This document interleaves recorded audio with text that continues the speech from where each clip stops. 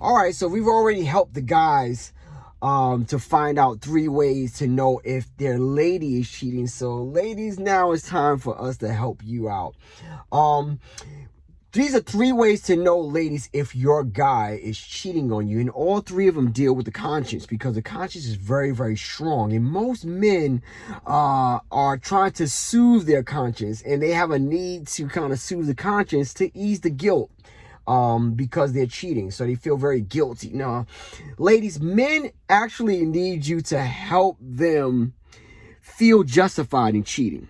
What I mean by that is, they will push a provoking argument just to kind of like trigger you and to get you to curse them out or something like that, so that you can make them feel right when they're doing wrong.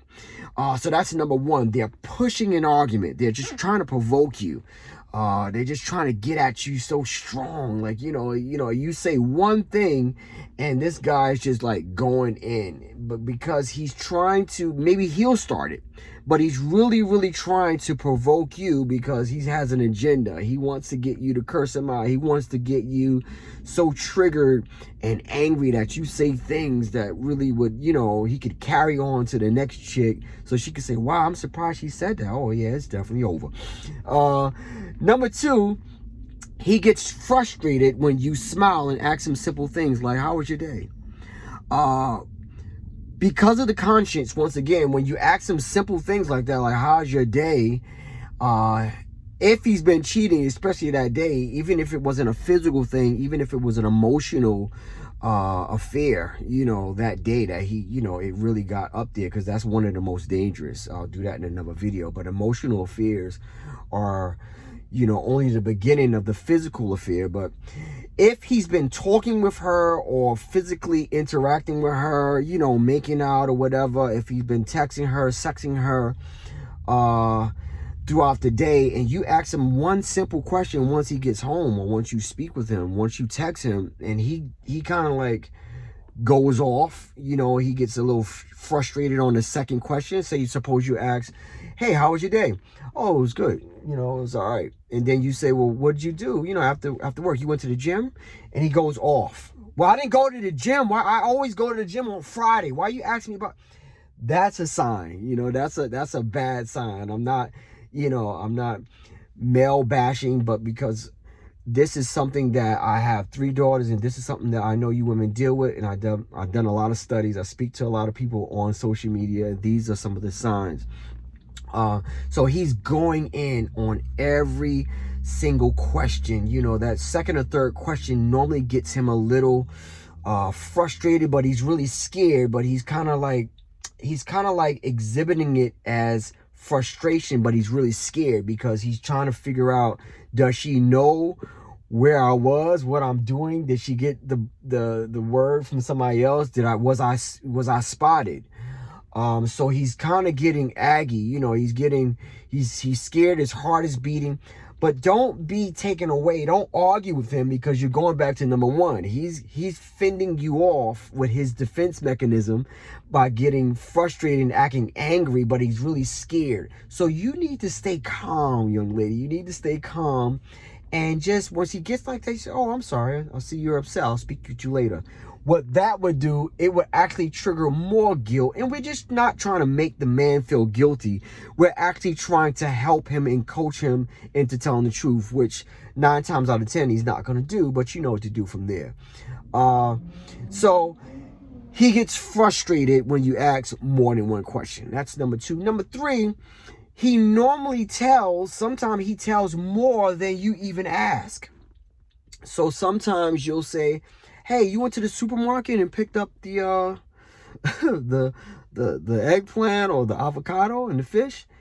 And he'll go, oh yeah, and I did, and I saw yo, that cashier, she be bugging. That cashier, she got an attitude. All I did was put on the counter and she asked me to like push it. Like, what's all that for? And I don't like her shoes either. So he's normally giving more information than you ask, because he's trying to get a reaction from you from something that he's saying, and it's helping him to kind of ease his nerves because he's talking. You know, sometimes he feels that that one answer, that one or two word answer back when you ask him a question is like you're coming down to the bottom of it. You know, like you're kind of like cornering him. So he'll normally give you more information than you ask, and sometimes men even tell on themselves.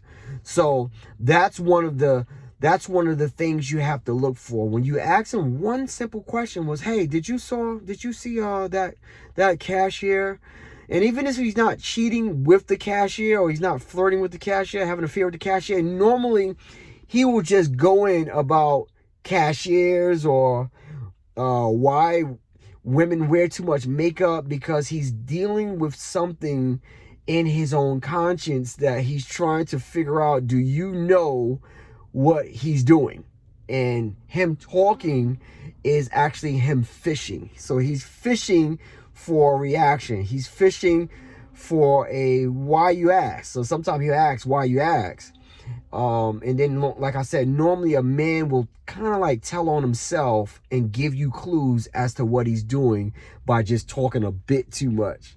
So those are 3 signs. And like I said, they all deal with the conscience. The conscience is something that if you don't, male or female, this goes for male or females. I'm not trying to hurt relationships. I'm trying to build relationships, because having a guilty conscience is dreadful. It brings depression. It definitely breaks up relationships, because when your conscience is cloudy and darkened, you do certain things to justify. You drink, you argue with the one who really loves you, and you may even love her, but you just caught up in a sexual affair to where your body is telling you one thing, but your mind and your heart is trying to pull you another way, and it's very dangerous. So when the conscience gets involved, you need to first go to God, guys, and then straighten that out with your lady in one way or another. You need to cut that off with her, and don't worry about hurting her feelings. The other chick, don't worry about hurting her feelings. Sometimes it's a fear that you might have, dude, that if you cut her off, she'll blow you up. But that's just a chance that you have to take as a man. And if she does do that, then you may lose your girl, but you'll also be, it'll also let you know that she wasn't the one in the first place. So guys, we have to get to that point to where it's better to lose a woman by telling the truth. If you do, some women will honor that you told the truth and actually let you work things through. But it's better to lose a woman because you came out, you cleared your conscience, you went to God and you told the truth, rather than keep her with continuous lies and making arguments with her so that you can get out of the house and be with another. That's hard.